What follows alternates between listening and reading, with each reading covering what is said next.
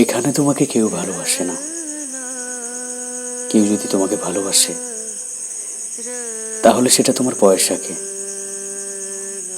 তুমি দেখতে সুন্দর, তোমার শরীর তার যোগ্য, তাই তোমাকে ভালোবাসে। তোমার পাশে কিছু আছে, তাই তোমায় ভালোবাসে, না হলে কেউ তোমাকে ভালোবাসে না। তোমার কাছে যদি পয়সা না থাকে, তোমার শরীর যদি তার যোগ্য না হয়, তাহলে কেউ তোমাকে ঘুরেও দেখবে না। তুমি যদি কাউকে 2 মিনিট দাঁড়িয়ে কথা বলতে বলো, বলবে তার হাতে সময় নেই। সত্যিকার অর্থে তোমাকে কেউ ভালোবাসে না। যদি কেউ তোমাকে ভালোবাসে, তিনি হলেন স্বয়ং ভগবান।